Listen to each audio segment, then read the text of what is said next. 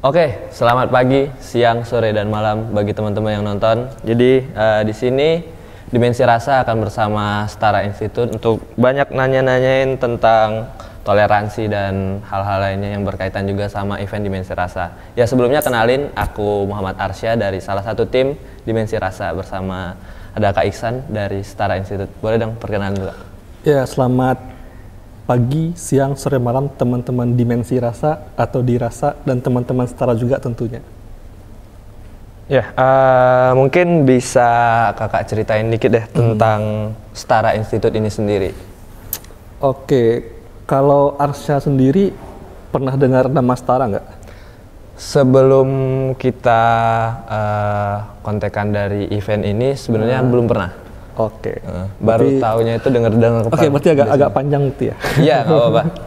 Jadi Setara itu salah satu NGO di Jakarta pusatnya dan nggak punya kantor cabang, itu perlu di underline, yang fokus pada isu-isu demokrasi dan HAM. Salah satunya soal toleransi tentunya. Tapi kalau ingin dibaca lebih rinci lagi, sebenarnya Setara itu NGO yang memiliki beberapa concern atau area riset namanya. Misalnya satu soal isu freedom religious yang toleransi tadi, yang kedua soal rule of law, yang ketiga soal human security dan reformasi sektor keamanan, yang keempat CVE atau counter violent extremism, dan yang kelima business and human rights. Nah, kesemua area riset ini, semua yang saya sebutkan tadi itu menjadi area riset Setara yang dalam berbagai aktivitas Setara bekerja pada lingkup-lingkup itu seperti riset, advokasi dan seterusnya gitu. Tapi memang secara umum kalau teman-teman baca di berbagai media terutama itu akan lebih banyak menemukan Setara pada isu-isu toleransi. Dan kita banyak sekali memproduksi riset. Misalnya mungkin Arsya pernah dengar yang namanya, ini salah satu aja ya, Indeks Kota Toleran. Ya, itu pernah dengar. Nah, itu salah satu produk penelitian kita yang sudah kali ke-6 kita publikasikan. Tapi kalau teman-teman ingin tahu lebih rinci, nanti mungkin bisa diedit ya. Di bawah ini ada website Setara. Nanti.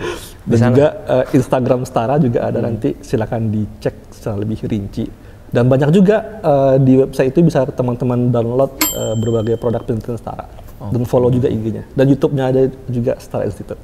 Oke. Numpang promosi ya guys. Jangan lupa, semua sosial media Setara masukin nanti ya. Tolong editor. Ya, itu penting. Oke. Berarti emang Setara ini nggak cuma fokus di toleransi gitu ya? Banyak fokusnya. Ada cukup banyak isunya. Apalagi nanti kan juga tergabung dalam koalisi masyarakat sipil juga kan gitu. Jadi akan lebih luas juga karena yang nggak mungkin juga kita hanya bergerak sendiri dan pada isu yang sempit, karena kan secara umum kita bergerak pada isu-isu demokrasi dan hak asasi manusia. Dan itu memang spektrum atau intersection isunya tuh luas juga gitu. Oke. Berarti yang orang-orang yang terlibat di dalam Setara ini juga ada yang dari nggak cuman orang sosial gitu, dari politiknya juga ada gitu? Nggak, saya orang politik. Orang politik? Saya backgroundnya ilmu politik. Selain teman-teman juga ada ilmu hukum ya. Itu ada bermacam-macam latar belakang keilmuan lah kalau soal itu. Oke. Berarti tadi kan aku yang paling tahu, karena mungkin yang baru-baru ini juga di upload ya, yang juga naik itu tentang Indeks Kota Toleran kan. Oke. Ngomongin tentang toleransi nih Kak. Inti dari toleransi itu apa gitu? Apa cuman cukup sekedar kita meletakkan masjid bersebelahan atau berdekatan sama gereja gitu, atau rumah ibadah yang lain gitu? Esensi dari toleransi itu sendiri? Ini mau jawaban yang serius atau yang santai ya? Jadi mungkin dari yang serius dulu ya. Karena kan isu-isu toleransi itu kalau kita pakai helikopter view dari atas, dia menjadi isu yang dijamin oleh konstitusi. Jadi kalau kita lihat dari atas itu, di bawah itu banyak isu-isu yang dijamin oleh konstitusi, termasuk toleransi. Toleransi itu kan termasuk kebebasan beragama, berkeyakinan kan, dan juga ada isu kebebasan berekspresi gitu. Jadi sebenarnya setiap warga negara itu itu semua haknya dijamin oleh konstitusi. Oke. Bebas beragama, berekspresi, berpendapat itu dijamin. Dan toleransi menjadi bagian dari itu. Jadi misalnya kalau Arsya atau teman-teman ingin entah itu beribadah atau menjalankan apapun yang berkaitan dengan agama kepercayaan teman-teman, itu dijamin oleh konstitusi.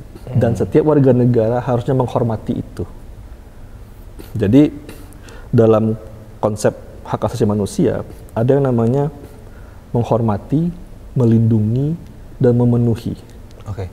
Nah, dalam konteks relasi sesama warga negara, itu kita saling menghormati. Jadi Arsya beribadah, ya kita hormati. Nah, dalam konstruksi negara, menjamin, memenuhi, itu negara tugasnya. Oke. Misal, ketika ada satu agama atau kelompok minoritas ingin beribadah, tapi pada saat yang sama, ada kelompok tertentu yang berusaha menghalang-halangi atau bahkan mengusir gitu misalnya kelompok tersebut untuk beribadah misalnya.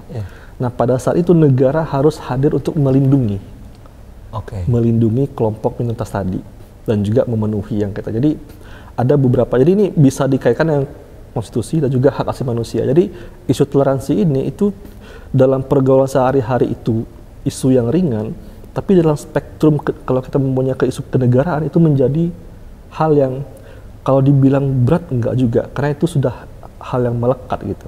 Jadi kalau ingin memahami isu toleransi itu paling tidak ada dua bidang lah. Dalam pergaulan sehari-hari kita harus menerimanya sebagai sebuah perbedaan dan keberagaman, tapi dalam isu-isu yang berkaitan dengan warga negara dan negara juga kita harus menghormati sesama warga negara dan negara wajib melindungi dan memenuhi itu. Oke. Berarti emang stage pertamanya itu dari warganya sendiri harus menghormati. Baru duanya lagi ke pemerintah gitu. Iya, melindungi dan memenuhi. Harusnya mereka-mereka yang entah itu diusir atau dilarang harusnya dilindungi oleh negara.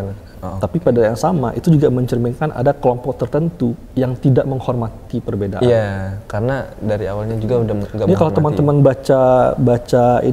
baca berbagai konsep soal hak asasi manusia, teman-teman akan sering mendengar namanya kewajiban elementer negara.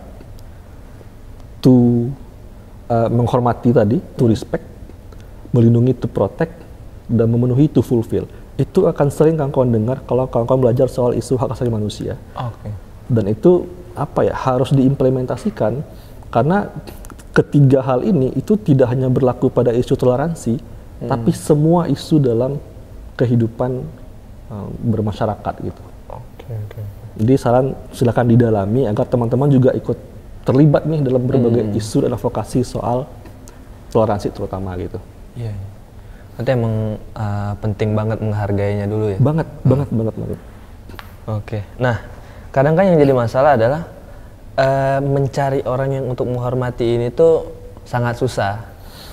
Jadi sering terjadinya juga kan kasus-kasus intoleransi gitu. Iya, banyak banget. Kenapa sih selain mungkin ada faktor lain nggak selain dari emang orangnya yang nggak menghargai itu? Atau emang dari orangnya aja? Iya, sebenarnya kalau kita flashback ke masa-masa kita kecil dulu, itu kan hal seperti ini hal yang di lingkungan tuh hal yang biasa lah ya. Tapi dalam beberapa waktu terakhir atau semakin kita dewasa, kita banyak melihat di luar sana ternyata intoleransi itu bahkan sudah sampai ke level mengekspresikan dalam bentuk kekerasan. Nah, jadi kadang-kadang kita juga perlu memeriksa juga kenapa itu bisa terjadi gitu. Apa jangan-jangan cara orang mengekspresikan bahwa dia yang paling benar itu sudah kebablasan gitu. Jadi mereka itu tidak lagi bisa membedakan mana yang ruang private dan mana yang ruang publik. Soal kepercayaan mereka itu ruang private. Ya silakan Arsya dengan keyakinan Arsya, teman-teman juga dengan demikian. Tapi dalam ruang publik itu tidak boleh dicampuri. Jadi jangan sampai masuk ke ranah private. Nah, kebanyakan dalam beberapa kasus yang Arsya mention di pertanyaan tadi itu seperti itu, nggak bisa lagi membedakan mana ruang private dan ruang publik. Akhirnya ya campur aduk semua gitu. Iya. Berarti kayak dia tuh nggak tahu batasannya itu di mana gitu. Ya? Sesimpel itu sebenarnya, tapi efeknya luar biasa kan. Iya sih, sampai bakal jadi permasalahan entah itu antar agama, antar suku gitu ya kan. Sampai hilang nyawa bahkan itu. Iya. Tuh. Ingat teman-teman, ingat batasan kalian. Jangan sampai ngelewatin batasan. Oke. Nah, bicara tadi soal kasus-kasus ya. Ada nggak sih sejarah kelam Indonesia tuh tentang toleransi sendiri ya? Soal toleransi dan intoleransi banyak. Kalau teman-teman ingin lihat datanya, silakan teman-teman, banyak NGO yang juga mencatat itu, tapi setara di antaranya ya. Yeah. Jadi teman-teman juga, ini promo lagi nih. Boleh banget. Jadi teman-teman bisa cek di bawah ini, tolong lagi ya. Atau enggak ditaruh aja terus. Jadi bawa kayak sana. Teman-teman bisa cek di laporan Setara. Setara itu tiap tahun dari tahun 2007 itu publikasi yang namanya laporan kebebasan beragama dan berkeyakinan di Indonesia dari tahun 2007 sampai sekarang. Terakhir 2022 kita juga publish. Jadi di laporan itu kita mencatat selama setahun penuh ya, itu peristiwa pelanggaran kebebasan beragama berkeyakinan atau KBB di Indonesia. Jumlahnya 100 lebih tiap tahun. Teman-teman bisa cek di situ nanti. Tapi kalau teman-teman ingin tahu potret umumnya, teman-teman bisa buka website bebasberagama.id.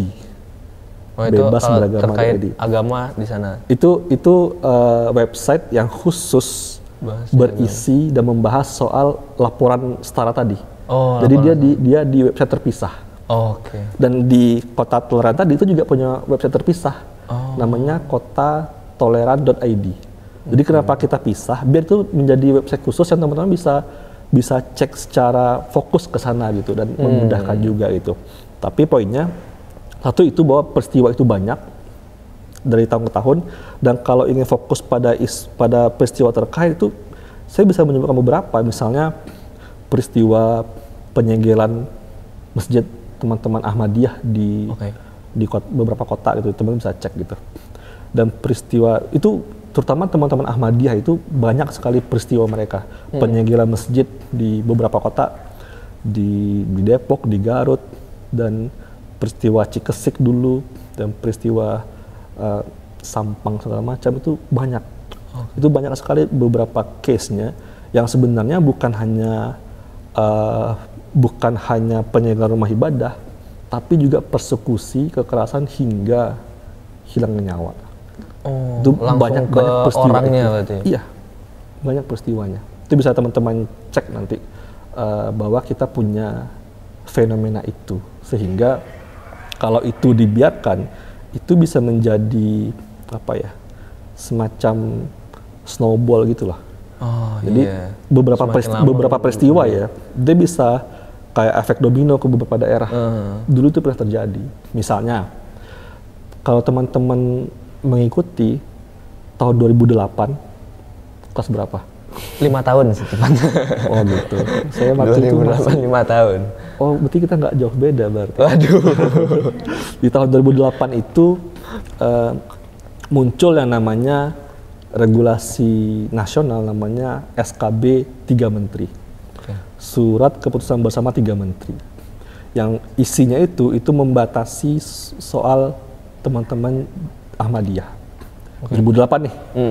Nah tiba-tiba pada tahun yang sama muncul beberapa regulasi di daerah yang merujuk ke sana, membatasi, bahkan sering offset, yang di pusat itu hanya membatasi, tapi di daerah langsung melarang. eksekusi gitu. Melarang.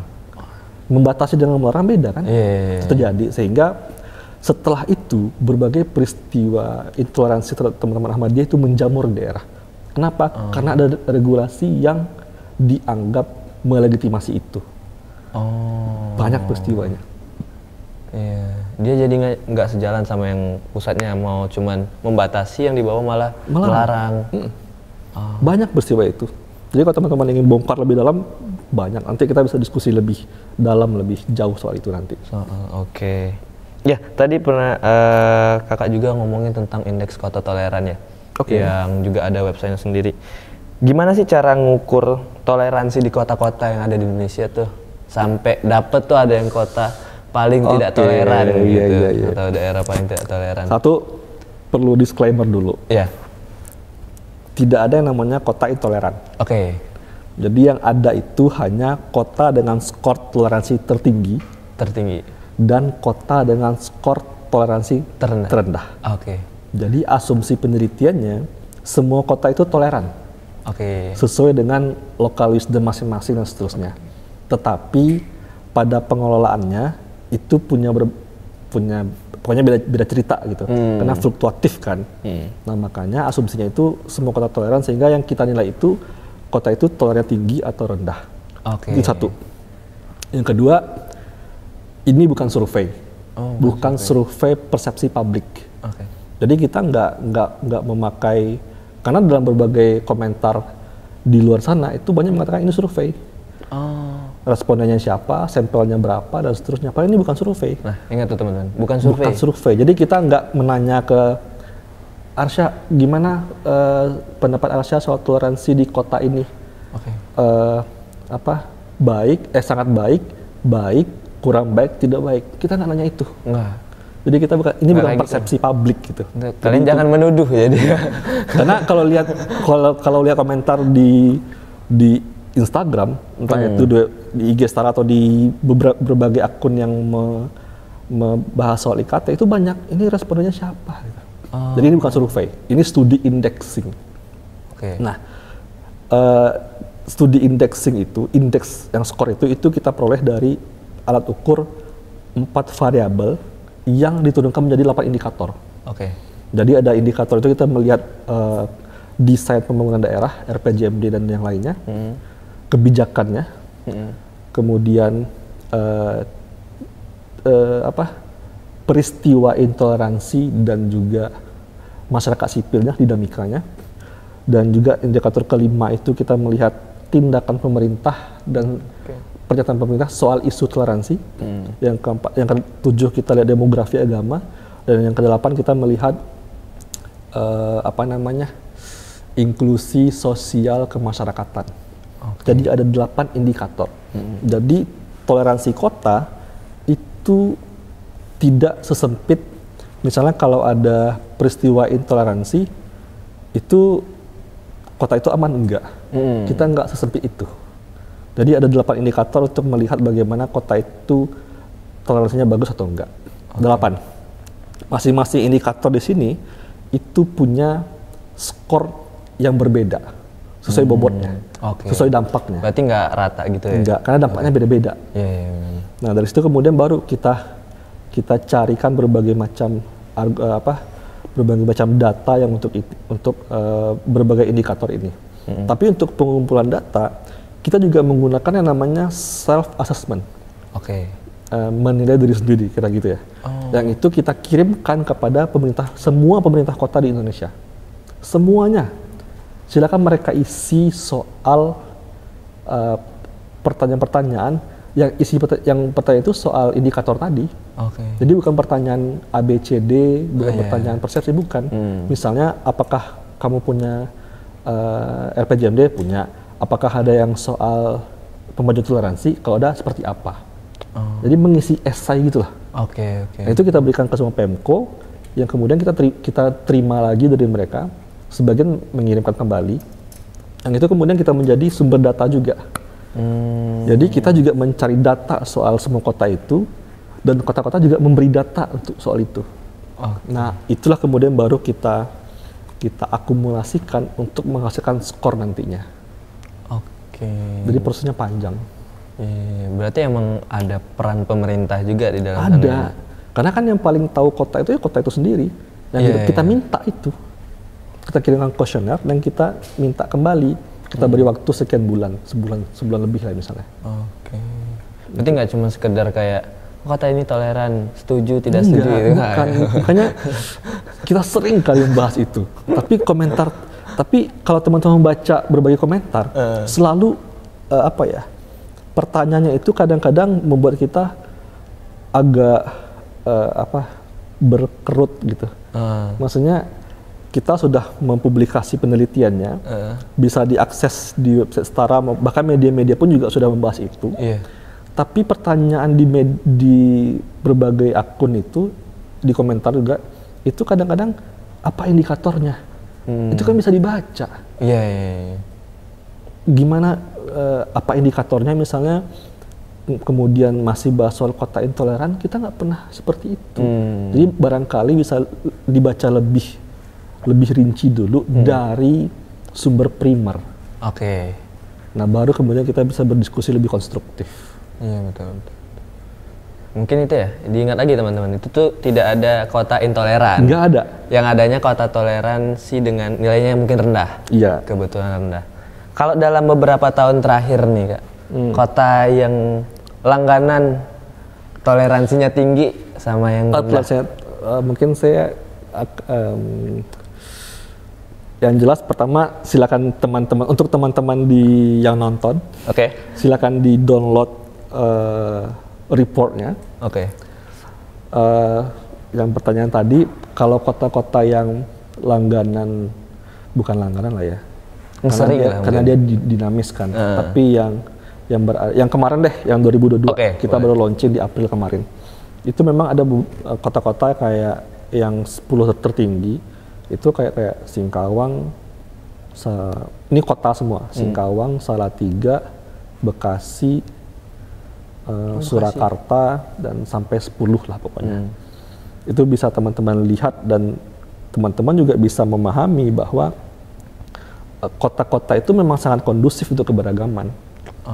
Bahkan mereka punya regulasi khusus spesifik soal toleransi di kotanya. Itu menariknya gitu. Dan untuk kota-kota yang berada di 10 terbawah, yang toleransinya rendah, itu memang kota-kota yang teman-teman barangkali akan telah ya mendengar berbagai peristiwa di sana soal larangan atau hambatan pendirian rumah ibadah, atau peristiwa penghalang-halangan beribadah, dan berbagai tindakan lainnya. Itu bisa teman-teman lihat, dan kota-kotanya ya bisa teman-teman baca di report kita. Jadi indeks kota tolerannya udah dihitung dari kapan sih Kak? Kita untuk 2022 itu laporan ke-6. Yang pertama itu 2015. Ya, tapi ada 1-2 tahun yang kita skip dulu. Karena ingin melihat bagaimana dampaknya dulu kan. Nah, setelah itu baru kita lanjut, dan 2023 bulan April kemarin kita launching. Dan dalam beberapa kali launching kita mengundang kementerian lembaga. Tahun 2018 kita launchingnya itu dibuka oleh Mendagri, dan kita mengundang 10 wali kota yang kotanya masuk 10 teratas. Kita undang mereka semua ke Jakarta untuk menerima penghargaan dari kami, dari Setara. Kalau waktu yang dibutuhin untuk ngitung ini lama gitu? Kalau untuk data ya kita dari awal tahun. Dari awal tahun langsung dicek? Iya, ya pengumpulan data lah ya, sesuai indikator tadi gitu. Dan menjelang akhir tahun ya tentu semua direkap semua kan, dan termasuk pengiriman kuesioner tadi gitu. Jadi dari awal kita udah start pengumpulan data, karena Setara itu memang sering mempublikasi report yang dari awal tahun itu sudah pengumpulan gitu. Jadi memang punya database seperti itu. Memang berarti toleransi ini jadi concern yang penting juga ya bagi kita karena misalnya gini, masyarakat Indonesia ini. Arsya, ini tebakan asumsi aja ya. Mungkin masih memandang toleransi itu hanya sekedar kalau nggak ada peristiwa itu baik-baik saja. Karena secara gampang memang seperti itu. Tapi kalau kita bedah lagi soal kesetaraan, itu jadinya nggak sesempit itu. Terkadang desain pembangunan suatu daerah misalnya, itu ternyata cenderung kepada kelompok mayoritas. Padahal yang kecenderungannya itu nggak proporsional. Misal, alokasi anggaran. Itu isu juga. Atau misalnya soal tindakan, ya soal indikator tadi ya. Sehingga kalau dibaca indeks kota toleran itu definisi operasionalnya itu kami punya. Jadi kami mendefinisikan apa itu kota toleran sebagai kota yang memiliki 1, 2, 3, 4, 5 yang semuanya itu indikator kota toleran tadi. Itu jadi indikator 8 indikator itu menjadi bagian dari definisi operasional kota toleran. Jadi nggak sesempit ada atau enggak peristiwa intoleran, nggak sesempit itu, harus lebih luas gitu. Tapi emang sih sebagai orang yang emang kayak nggak terlalu concern ke sana, mikirnya toleransi itu cuma ada ketika ada peristiwa aja. Umumnya gitu, tapi kita nggak gitu. Makanya melalui IKT ini kita ingin lebih memperluas cakrawala paradigmanya aja. Oke. Berarti emang nggak sesempit itu kita ketika ngomongin toleransi gitu ya? Betul. Ngomong ini boleh diminum nggak? Oh boleh Kak, diminum aja. Mungkin bisa kan diminum? Ini sponsor belum masuk ya? Nggak dipersilakan oleh host. Sponsor minumannya. Agak kering soalnya. Harusnya ini kalau udah ada sponsor ada logonya kan? Harusnya ada ya? Ini rasanya kenal nih. Jangan disebut ya tapi ya? Iya, siap. Kalau mau disebut boleh nanti diedit. Tit gitu ya? Rasa ini yang pernah ada. Oh, rasa yang pernah ada. Ngomongin kita sponsor belum ada, sebenarnya kita sponsor tuh udah ada. Buat acara main event kita, buat makanan, ada kita makanan. Sari roti kita. Pasti udah tahu semua kan sari roti, cuman belum ada di sini placementnya. Oh, siap. Iya, emang masih dalam bisa diedit aja nanti ya. Ting gitu. Masukin. Sponsor kita ada 2 sari roti dan Kiaria Kreasi Kemasan. Itu kita ada bikin untuk acara main event kita nanti. Terus kita untuk community partner kita bareng Setara. Masukin lagi nanti sosial medianya Setara. Langsung full aja tuh gitu di sini. Dan juga ada radio partner kita bareng Prambors. Dan juga ada 3 media partner, The Nusantara Bulletin, Kolektor Media, dan juga Mahakarya. Mahakarya ini dari kampus kita. Banyak ya? Iya, lumayan.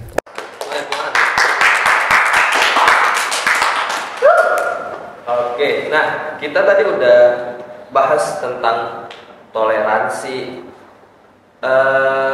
Toleransi itu bisa jadi salah satu hal yang bikin orang tuh jadi nyatu kan? Atau menjadi poin penting lah. Kalau kita toleransinya udah bagus, bisa kita jamin bahwa persatuan di tempat kita juga bagus. Iya. Karena simpelnya jawaban singkat pada prosesnya ya. Tapi emang harus didukung dengan faktor-faktor lainnya. Ya, dan yang jelas itu bagian dari implementasi sila ketiga. Oke, iya. Dan memang kalau kita share lagi ke belakang tadi soal ruang publik dan ruang private, itu harusnya menjadi ketika itu sudah dipahami dengan baik, harusnya toleransi itu terwujud. Tapi sebenarnya bagaimana mewujudkan toleransi di luar soal konteks saling menerima perbedaan dan menghargai itu, ya pemahaman soal ini ruang private, ini ruang publik. Oh, secara personal harus paham itu dulu. Iya, jadi sebenarnya toleransi ini isu yang sederhana, yang memang itu sudah menjadi bagian dari kehidupan sehari-hari gitu. Nah, tapi ketika ada kelompok tertentu, orang tertentu, individu tertentu yang mengganggu itu, ekosistemnya menjadi ekosistem toleransi tadi itu berpengaruh dan bisa rusak. Oke. Ya emang berarti. Jadi kalau ditanya tadi ada faktor mempengaruhi rusaknya iklim atau ekosistem toleransi, ya kelompok yang tidak kondusif terhadap keberagaman tadi, atau bisa disebut kelompok intoleran gitu. Oke. Nah, emang kalau dari Setara sendiri kan sering tuh ngebahas tentang toleransi. Sebenarnya yang banyak concern ke arah toleransi ini tuh anak mudanya atau generasi yang udah atas? yang pasti anak muda. Anak muda. Karena yang ngomongnya anak muda kan. Iya, Itu clear kan? Clear sekali. Clear kan? Berarti kalau Ya, kalian 17 anak muda, tahun sekian bulan lah ya. Sekian puluh bulan. Sekian puluh bulan. Yes. Jadi isu toleransi ini sebenarnya isu yang lintas generasi lah ya. Dan paling tidak kalau kita melihat atau kita mendengar atau kita menyaksikan lah ya, diskursus soal toleransi ini di kalangan generasi senior itu berat, kita cairkan di generasi muda gitu. Jadi ini sebenarnya bukan isu yang tabu, jadi kita bahas dengan riang gembira gitu. Karena ini hal yang apa ya, bagi generasi muda nggak begitu berat sebenarnya, karena kita sudah karena generasi muda itu lebih membuka ruang-ruang kolaboratif, sinergis, sehingga saling bertemu semuanya dan semuanya saling memahami. Nah makanya pola-pola seperti itulah yang membuat pola-pola seperti itu yang membuat intoleransi di generasi muda nggak berkembang. Karena generasi muda itu banyak ruang-ruang pertemuannya. Iya betul sih, betul. Kayak kita ketemu sama orang yang beda sama kita gitu. Santai kan? Iya sih. Paling yang nggak santainya tuh pas belum ketemu langsung, mungkin ada stereotype Lihat jauh gitu, orang. lihat jelek. Gitu. Iya kan gitu. Maksudnya kalau di Padang, aduh, ada bahasanya gitu. Kayak saya mau ngomong bahasa Minang tapi pasti nggak ngerti. iya ditranslate nanti bahasa Minang. Oh gitu ya? Iya. Editor pokoknya banyak kerjaan aja. Gajinya banyak ya? Jangan dulu. Gratis. Dibayar dengan terima kasih dan apresiasi. Mau ngomongin apa ya tadi?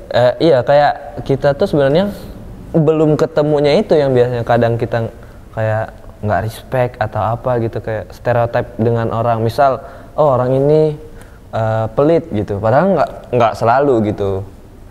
Kayak, oke. Iya kan? Kayak. Tuh orang ini isunya sering pinjam duit. Nah gitu. Atau orang dari daerah ini tuh kebanyakan preman. Oke. Itu kan jadi kesan menanamkan hal-hal negatif juga terhadap daerah tertentu. Padahal betul. Itu terkait dengan orangnya sendiri sebenarnya. Iya, nggak bisa digeneralisir. Iya. Kita juga belum ketemu langsung sama orangnya. Gitu.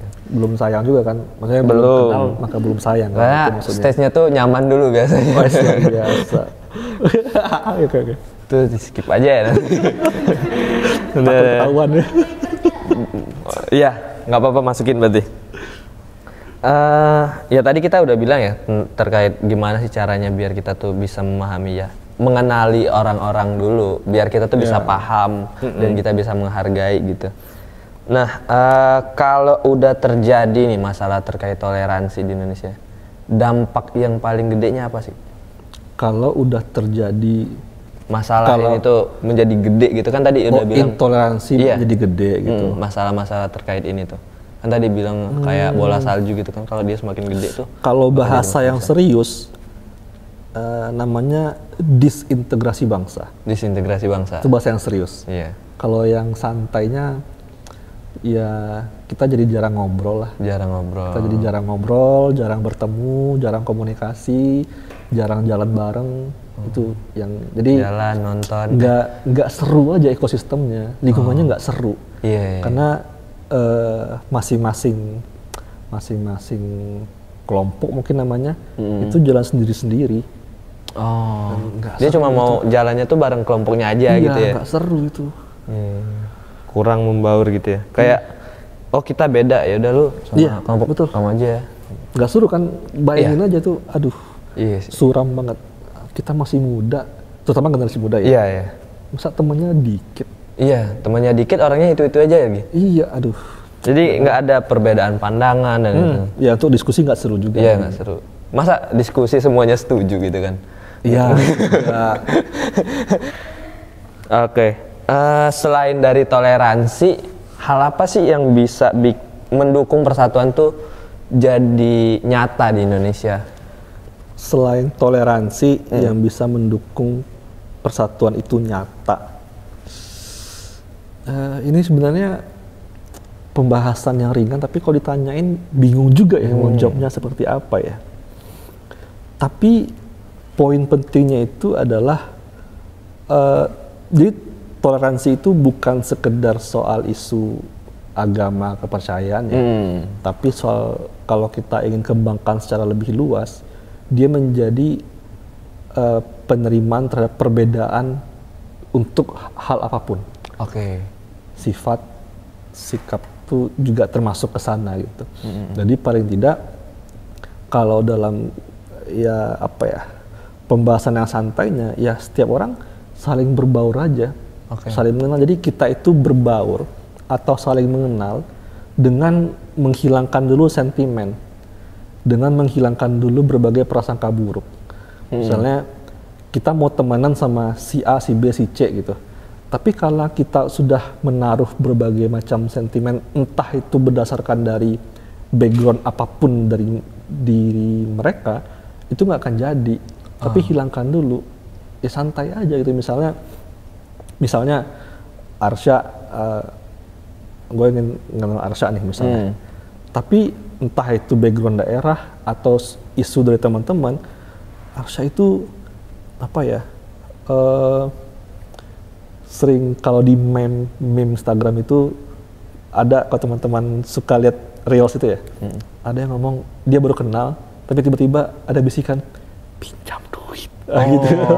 Misalnya ada isu itu soal makanya, dan tiba-tiba gue udah enggak kata orang jaga jarak dulu deh kayak gitu ya. Padahal jangan begitu, santai aja gitu. Tapi ada stikernya dong? Ada stikernya. Pinjam dulu 100. Oh, iya. Sambil gosok-gosok gini nggak dia? Ada gerakan itu ya? Iya. Oh ini biasanya kalau ke teman deket yang enggak teman deket juga, teman lama yang baru ketemu lagi gitu ya. Ya pokoknya saling mengenal dulu aja, hilangkan dulu berbagai stereotip itu gitu. Jadi saling mengenal dulu. Geserin dulu sentimen-sentimen ke sana. Karena kadang kan interaksi-interaksi yang nggak nyantai itu nggak akan membuat hubungan menjadi lebih baik gitu. Iya. Semuanya saling segan, nggak terbuka. Padahal ketika kita dulu SD, SMP yang 2008 tadi itu, iya. SD maksudnya, masih 2008 tadi itu kita kan saling mengenal santai aja kan. Dan nggak tahu kenapa di tahun waktu masih SMA 2018 itu udah nggak nyantai aja. Udah tegang terus gitu ya? Iya, udah tegang semua waktu zaman-zaman SMA 2018 gitu ya. SMA nggak jauh sih emang, kita baru masuk SMA juga 2018. Iya. Oh iya, berarti emang hal-hal yang kayak gini tuh mending dibawa santai aja gitu ya? Iya, santai aja, karena kita masih muda, jangan yang tegang-tegang banget lah. Jangan yang kaku banget lah. Anak-anak Twitter biasanya tegang-tegang. Teman-teman di sini kayaknya kan udah lebih senior dari kita ya, yang penonton bayaran ini, yang lebih senior dari kita kan ini lebih tua. Jadi teman-teman santai aja, tiru yang masih muda di depan ini. Kita yang masih muda ini akan memberikan contoh yang baik kok. Iya. Oke. Berarti emang masalah-masalah kayak toleransi ini sebenarnya dia tuh enggak juga masalah yang berat, tapi bisa jadi masalah yang serius bagi persatuan gitu ya. Iya.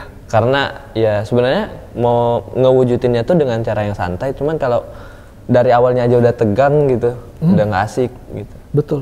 Ini masalah. Betul banget. Orang-orang tuh makanya tadi bisa dibilang jadi disintegrasi gitu. Iya, apalagi kalau ada kelompok-kelompok tertentu yang tuh wah itu bisa memecah belah gitu ya.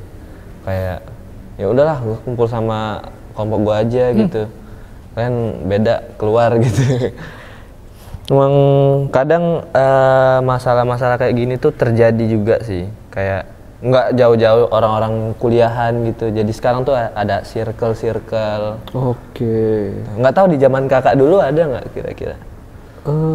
Saya masih kuliah kayaknya juga ngerasain ya. Ngerasain. Kita sama-sama kuliah kan? Iya benar. Bedanya ada yang dan iya circle ya wajar aja, tapi antar kelompok itu jangan memberikan garis demarkasi yang tebal juga gitu. saling karena memang setiap orang itu memang punya lingkungan yang bikin dia nyaman kan, atau seseorang yang bikin dia nyaman gitu ya. Yeah. Itu wajar. Wajar. Itu jangan dipermasalahkan juga. Tapi pada intinya, pada prinsipnya, jangan membuat rasa kita ingin memiliki lingkungan yang seirama dengan kita itu kemudian membuat kita membuat lingkungan di luar itu lingkungan yang nggak baik.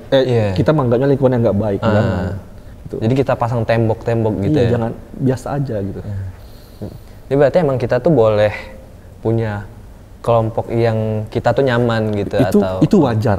Itu wajar gitu. Tapi jangan membuat di luar itu menjadi kelompok yang nggak baik, jangan. Oke. Berarti emang kita tuh sebenarnya boleh beda gitu kan. Kita boleh beda, cuman jangan sampai perbedaan itu bikin kita tuh jadi nggak bisa ngeteh bareng gini gitu kan. Ini boleh minum lagi? Boleh minum lagi. Kode sih sebenarnya itu. Biar bisa minum lagi kan. Maksudnya tuh. Iya, intinya berbeda tapi bersama gitu. Iya. Berbeda tapi bersama tuh kayak kenal itu. Oh iya ya? Iya, ada tuh podcast. Oh gitu. Oke. Jadi apa ya?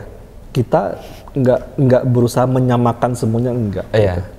Tapi kebersamaan itu juga hadir di tengah perbedaan kan gitu.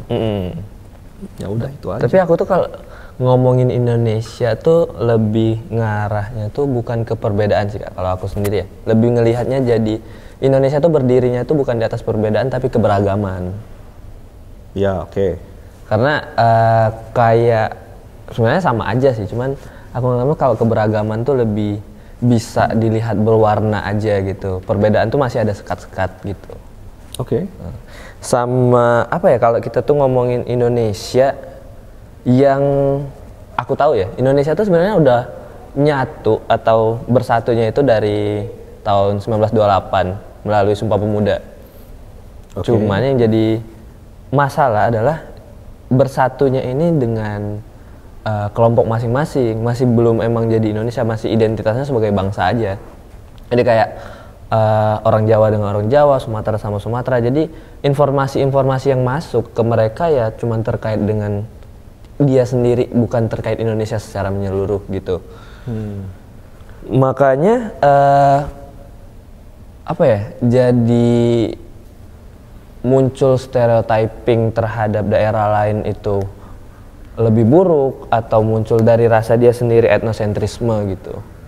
Jadi hal-hal yang kayak gini mungkin bisa anak-anak muda, penonton semua, atau ya generasi yang lebih tua juga yang menonton di sini bisa mengerti bahwa hal ini tuh bisa kita perbaiki ke depannya, biar nggak ada tuh sentimen terhadap suku-suku yang lain. Oh, orang ini kayak gini gitu kan, jangan disebutnya suku. Teman-temannya memang agak sentimen kayaknya. Iya, lihat aja muka-mukanya tegang semua. Dari tadi ngeliat kita itu agak nggak bersahabat gitu. Iya, kayak orang ini apaan sih? Ini apa? Ini orang-orang yang muda di depan ini kok menceramai kita yang lebih tua dari mereka di.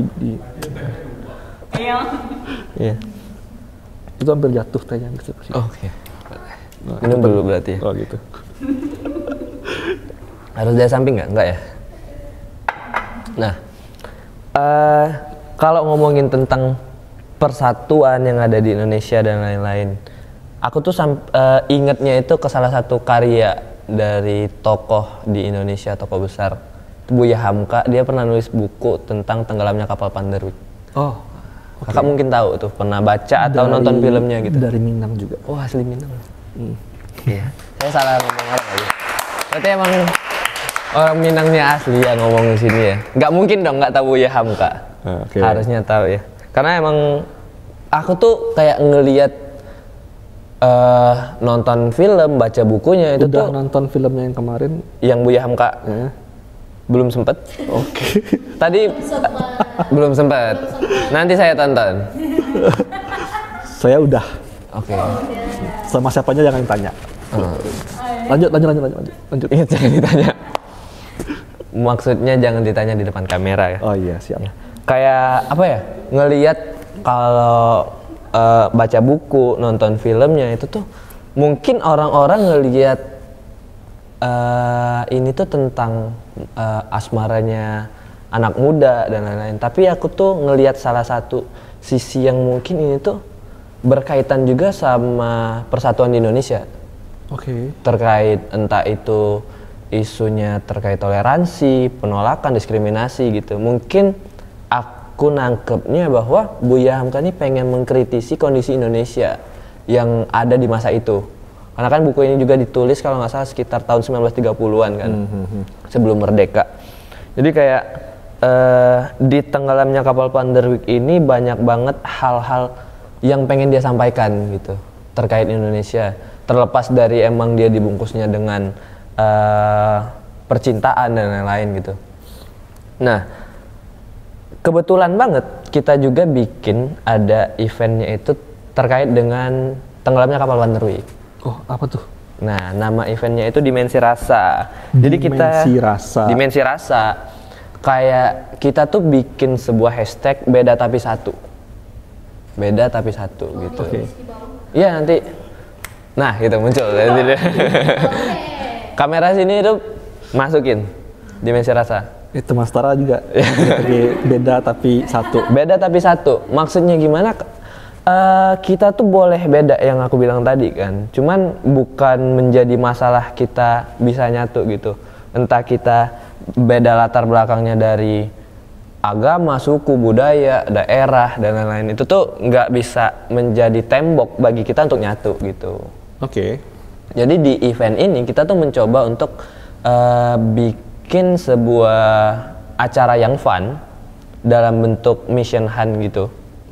Yang di dalamnya itu kita menyimpan bahwa ada nilai-nilai persatuan yang pengen kita angkat lagi. Sebenarnya bukan menciptakan persatuan, tapi lebih ke arah mempertahankan persatuan yang udah ada. Iya, karena gitu. memang udah ada. Iya, persatuannya kan udah ada tuh. Jadi kita tuh pengen mempertahankan melalui emang generasi muda yang kedepannya kita sangat yakin bahwa Indonesia bakal lebih baik melalui anak muda seperti kita.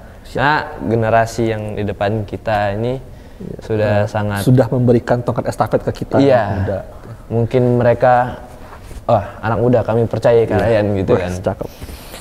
Nah, event ini akan dilaksanakan bulan depan. Jadi sebentar lagi nih. Mungkin video ini diupload mungkin udah hamin seminggu acara, gak mungkin dong. Ini promosi, tapi diuploadnya setelah acara dong. Gak mungkin kan? Itu tugas untuk editor ya, biar lebih cepat. Iya, maksudnya ya? gitu, editor. Bukan membebani ya, tapi minta tolong ini. Kalau bisa ya dipercepat gitu. Dipercepat. Iya. Kita boleh beda nih perannya. Tapi tujuan kita satu kan. Iya. Itu acara kita terlaksana. Persatuan Indonesia. Iya, Persatuan Indonesia. Kita mewujudkan Pancasila kan. Iya, betul. Nah, lanjut mengenai acara ini. Jadi sebelumnya kita tuh sebelum main event ini kita udah ada kegiatan lain pre-eventnya. Kemarin pernah bikin di Rasa Nelpon. Kalau ini kan di Rasa Ngobrol. Di Rasa Nelpon. Iya, di Rasa tuh Dimensi Rasa Nelpon. Oke. Jadi kita bikin kayak melalui Zoom gitu, platform Zoom. Kita ajak teman-teman yang dari daerah kayak Jawa, Bali, dari timur, dari Sumatera itu untuk gabung. Kita ngobrol. Ya cuman sekedar ngobrol aja tentang keterkaitan mereka, terus pandangan mereka tentang perbedaan yang ada di Indonesia gitu kan. Biar mereka juga ada kesempatan buat ngobrol sama orang dari daerah lain. Mungkin ada stereotyping yang mereka pernah percayai sebelumnya, bisa dia tanyakan langsung ke orangnya. Benernya tuh gimana sih gitu kan. Iya. Biar cocok. Gak muncul sentimen gitu. Sentimennya gak semakin, pokoknya orang daerah ini tuh jelek gitu, yang paling bagus daerah saya gitu. Aduh. Itu kan sangat kaku gitu. Iya, betul. Soalnya kepercayaan kita tuh sangat penting untuk kita percaya dengan teguh, cuman jangan sampai kita percaya sama yang kita percayai sampai kita tuh menyalahkan yang orang lain gitu kan. Sampai orang lain pokoknya salah gitu. Mungkin dong gitu. Kalian gitu ya mungkin. Itu bakal di tit. Ya dong. Tapi nanti dimunculin katanya. Nah, jadi kita mencoba hal-hal yang kayak gini tuh kita kritisi melalui event karena emang kita sangat concern ke hal terkait persatuan gitu. Luar biasa. Sebagai generasi muda, Ini penerus generasi yang bangsa. membincangkan dunia ini. Iya. Bang, gelasnya maju dikit, nggak cocok di kamera. Oh, kurang Wes Anderson. Yes, sudah. Udah. Perfeksionis ya? Iya. Arahnya nggak kan? Aman. Ya orang bening. Nah, sampai mana saya tadi ngomong kan? Ya. Generasi yang mengguncang Nah. bangsa. Karena kita emang concern ke arah sini. Kita sebagai generasi muda, penerus bangsa, pendobrak dunia. Aduh, Gitu. berat ya? Iya, emang kita ini teman-teman panitia yang ada di sini tuh kita pengen menjadi orang-orang yang disebutkan Soekarno gitu, yang bakal menggoncangkan dunia. 1, 2, 3, 4, 5, 6, 7. 8, 9, 10. Iya. 7, 9, 2, 9. Oke, masuk. Soekarno-nya 1. Oh, Pas 10 kan, bareng Soekarno. Nggak mungkin dong Soekarno-nya nggak diajak. Iya. Dia pencetus. Oh iya. Leadingnya beliau, Iya, leadernya dia beliau. yang memimpin kita Oh, siap, nanti siap. kan. Makanya kita pengen mengangkat emang hal-hal yang ke arah persatuan ini. Di samping emang ini tugas ya. Tugas untuk membangun bangsa lebih Iya, baik. maksudnya bukan tugas kuliah, Bukan, membangun bangsa bangsa. lebih baik. Sebagai generasi muda tadi. Partisipasi membangun bangsa. Iya. Iya. Maksud saya kan bukan cuma kami, kalian juga teman-teman generasi muda juga bertugas untuk mewujudkan persatuan yang ada di Iya, Indonesia. tugas saya juga. Tugas kita maksudnya, bukan tugas kami. Ya dong. Nanti aman dong. Ya nilainya masing-masing kan. Nilai apa ya? Dari yang maha kuasa. Iya. Nilai di sosial. Iya, di mata orang lain gitu, ada nilainya. Di rapor, oke. Nilai A lah pokoknya. Iya gitu. Jadi emang kita itu pengen mencoba hal yang kayak persatuan tuh fun gitu. Kan biasanya orang tuh kalau bahas persatuan melalui webinar, tokoh-tokoh politik atau tokoh-tokoh persatuan yang emang pembahasannya tuh berat. Jadi kita mau bungkusin itu dalam sebuah games di acara nanti. Makanya Mission Hunt itu menyelesaikan misi. Oke. Menyelesaikan misi. Iya, ada sebuah misi yang memang harus mereka selesaikan dan pastinya ini tuh misinya berkaitan sama tenggelamnya kapal Panderwick. Makanya nanti teman-teman, mana yang kamera yang paling dekat ini, teman-teman nanti kalau datang ke Dimensi Rasa, oh enggak yang ini, balik sana berarti, ulangi, nggak bilang sih, teman-teman nanti kalau datang ke Dimensi Rasa bakal ada kalian nyelesain misi bersama kelompok, nyelesain misinya Itu kapan? tanggal 3 Juni nanti. 3 Juni. Iya, Awal tanggal 22 Iya. tappingnya ini. Oh, di jamnya ada kalendernya. Aduh.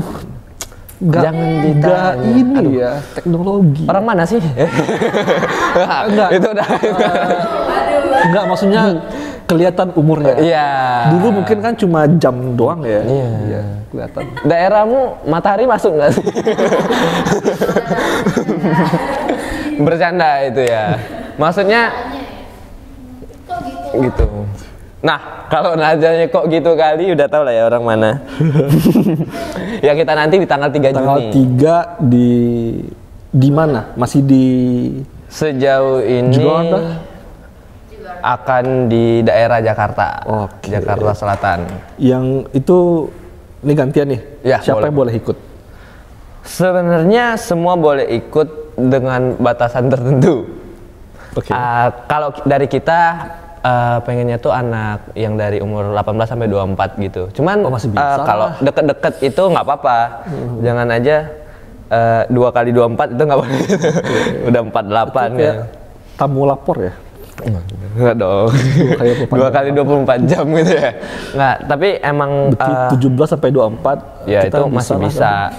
Teman-teman yang mau join ini sebenarnya 25 boleh, 25. Yang penting masih bisa. Kita masih di range Iya, syaratnya. masih Sama dekat. 30 tapi jiwa mudanya masih ada. Jiwa mudanya masih ada, boleh, boleh. Ini boleh aja banget. dia sebagai penasehat aja. Iya, Nanti nanti- kalau dia ikut kasihan tulang Iya, apa. takutnya ada remat. Kolesterol tinggi. Karena kita tidak ada sponsor. Iya. Kita nggak ada sponsor ini apa untuk pijat gitu nggak ada. Atau menyediakan koyo gitu nggak ada. Jadi pastikan kalau memang mau ikut sehat jiwa raga gitu. Siap. Pastikan sehat jiwa raga gitu. Nanti teman-teman Setara tunggu ya. Nah, Harus ikut teman-teman Setara. kita masukin lah ininya ya, link pendaftaran gitu. Iya, di Teman-teman. di sini. Lanjut kali ya Terserah pembahasannya. Di mana Sini sini. teman-teman panitia? Nanti gerak-gerak deh, ayo.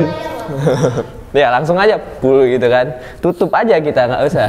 Dari awal tutup pakai poster aja emang. Wajahnya mau diburam terus voice changer apa gimana? Jangan dong. Jangan. Nanti dikira kita ngapain gitu kan. Ini ngomong. kalau wajah kita disensor nggak ada nilai komersilnya. Iya. Ini berkurang drastis. Nggak kejual. Iya. Sponsor nggak masuk. Zoom sini nanti. Ini kan poin pentingnya di kita sebenarnya, bukan obrolannya. Memang kita sangat mempengaruhi persatuan di Indonesia. Maksudnya sebagai generasi muda. Iya, betul. Lanjut ya kali tadi yang tadi tanggal 3 Juni. 3 Juni. Masukin nih tanggalnya. Nah, gitu. Tanggal 3 Juni di Jakarta Selatan. Nanti untuk info lebih jelasnya bisa kepoin IG di @dimensi rasa di Instagram kita atau juga boleh. Ya. Bisa tanya-tanya, maksudnya kontak person sebagai. Ya maaf. Nggak apa-apa daripada editor susah. Ya, jadi kita bakal seru-seruan nih nanti di sana. Karena bakal nyelesain misi. Yang misinya ini nggak bisa kita ceritain full ya di sini. Karena kan emang misi ini tuh untuk demi kebaikan Indonesia di masa depan. Jadi buat teman-teman yang udah pernah nonton atau kangen sama Van der Wijk, karena kan Van der Wijk itu filmnya udah dari tahun 2013. Udah mau 10 tahun sekarang, udah mau 1 dekade. Mungkin ada yang kangen-kangen sama rasa-rasa Van der Wijk-nya bisa datang ke sana gitu. Karena semua yang ada di event Dimensi Rasa itu tuh berkaitan sama nilai-nilai yang ada di buku Tenggelamnya Kapal Van der Wijk. Pastinya ada kapalnya nanti. Nggak mungkin dong event tentang kapal Van der Wijk nggak ada kapalnya. Ya dong. Segede apa? Segi. Ya pokoknya ditunggu ya. Pokoknya ditunggu, nanti bakal ada kalian. Hadiahnya ada hadiah nggak? Hadiahnya itu Selain terima kasih atau selamat? Persatuan ya? Oh, rasa persatuan. kita tuh sebenarnya nggak ngasih secara personal Luar biasa. karena kita lebih ke arah kelompok yang lebih besar yaitu negara. Hadiahnya untuk Indonesia sebenarnya. Sangat mulia kan teman-teman Dimensi Rasa ini. Memang Iya, sangat iya. berhati mulia. Harus datang kalau gitu. Iya, harus banget. Untuk bangsa dan negara soalnya. Iya. Jadi buat Terpanggil. teman-teman yang merasa anak muda dan peduli dengan negara atau kalian yang mau jadi pertahanan demi Indonesia yang lebih maju, datang ke Dimensi Rasa. Nanti yang bagian menteri di crop ya biar dia sendiri ya. jangan dua Nggak, mending sendiri aja. di crop semuanya aja. Ya, sendiri aja dia ngomong itu ya.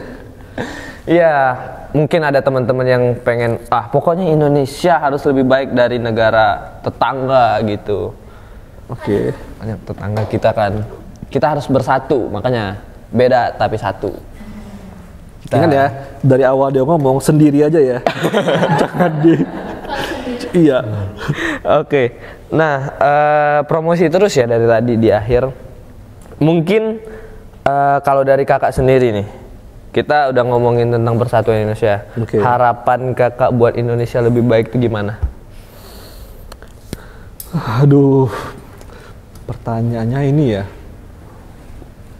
Simple tapi jawabannya selalu kompleks ya. Iya. Yang pasti lebih baik Iya. dan yang lebih spesifik Indonesia itu apa ya? Perlu kereta lewat dulu nggak kayak di konten? Oh enggak. Di sini nggak ada Lewat kereta. kereta di negara yang enggak ya. Pokoknya Indonesia menjadi negara yang apa ya? Secara aktif melindungi karena soal toleransi ya, melindungi, menghormati, melindungi dan memenuhi setiap hak asasi manusia dari warganya. Oke. Yang semua itu ada di konstitusi. Oh. Jadi semua aktivitas kita ini semuanya dilindungi sebenarnya. Dan sesama warga negara saling menghormati itu semua.